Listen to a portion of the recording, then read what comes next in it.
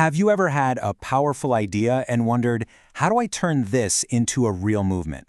Well, today, we're diving into the blueprint of a film that's doing exactly that. We're going to break down the strategy behind What's Your Mental Health, from its core mission all the way to its really ambitious goal of landing on Netflix. So let's get into it. You know, every great project, every single one, starts with a personal why. And for producer Emmanuel Sims, this is it. This isn't just about making a movie. It's about turning his own journey into a mission to heal, to remind us all that even when life gets tough, there's always a path forward. This one quote, it's the absolute heartbeat of the entire project. All right, so here's the game plan for today. We're starting with the mission, the soul of the film. Then we'll look at how they built the perfect pitch to bring that mission to life. After that, we're diving into their super smart funding strategy, uncovering a marketing rule most filmmakers completely ignore, and finally, we'll tackle the ultimate challenge, meeting Netflix's incredibly high bar. Okay, first up, the mission. For any project to really connect with people, especially a documentary, it needs a powerful why. And for this film, that why is absolutely everything. See, this isn't just a movie you watch and then forget about an hour later. No, it's designed from the ground up to be a movement piece. The whole goal was to spark real change, to get conversations started, and to empower people to take action. And it's very specifically focused on breaking the stigma around mental health in Black, BIPOC, and underserved communities, using language that feels real and accessible, not cold and clinical. So how do you make a topic this huge and complex feel personal and relatable? You do it through powerful human stories. The film is built around three central figures, or archetypes. You've got the everyday warrior, Maurice Evans, who's constantly navigating that tension between ambition and anxiety. Then there's the healer, Ultimate Lewis, a counselor fighting stigma from inside the system. And the advocate, Toni Tomlin, a mom whose deep love for her son turned into powerful activism. These aren't just characters, they're the pillars holding up the entire story. Okay, so you have this incredible mission, but how do you turn it into a project that people will actually want to fund? Well, you need what is probably the single most important tool a filmmaker has, the pitch deck.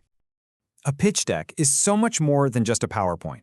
Think of it like a visual argument. Its whole purpose is to persuade funders, distributors, anyone who will listen, that your film is not just a great idea, but that it's actually doable and will make a real impact. It's basically your movie on paper, and it's designed to get a yes. And a really great pitch deck follows a clear recipe. You've got to have these key ingredients. You start with a catchy log line that just hooks them right away.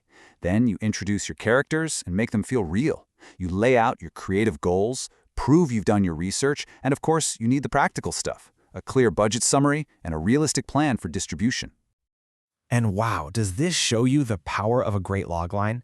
This isn't just a summary, it's an incredible hook. It completely reframes mental health struggles as a kind of heroic journey. It grabs your attention and asks a question that you desperately want to know the answer to.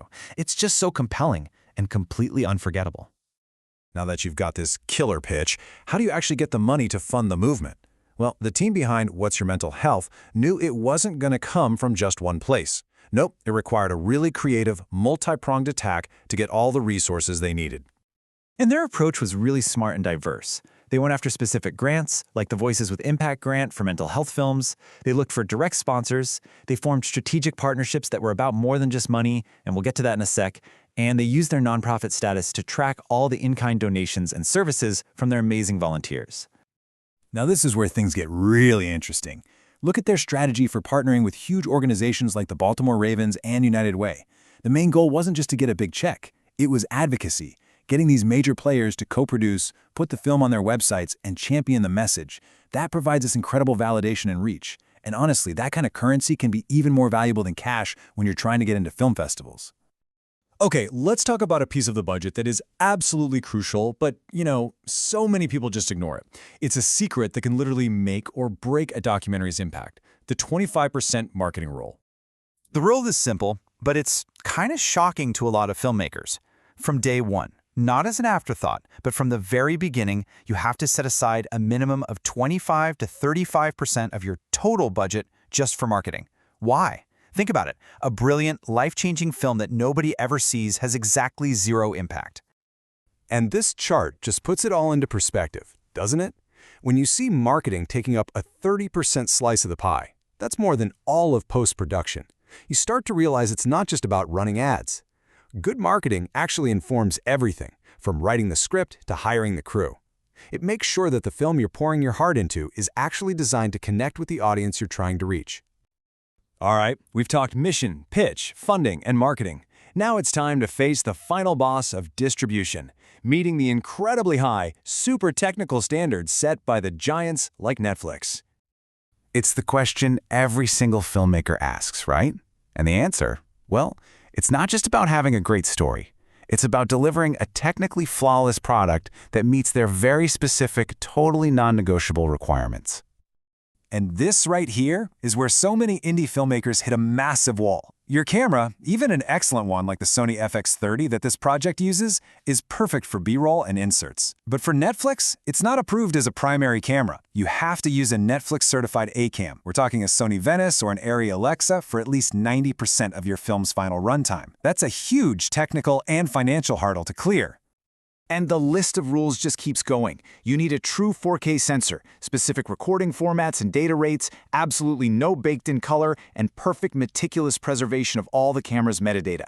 These are not suggestions, okay? They are the rules of the game. If you want to play on a platform like Netflix, your tech has to be every bit as compelling as your story. So, from a deeply personal mission all the way to a super detailed technical checklist, What's Your Mental Health really gives us a masterclass in how to turn a vision into a reality. It proves that every great project, every real movement, starts with a solid blueprint. So the only question left is, what will yours be?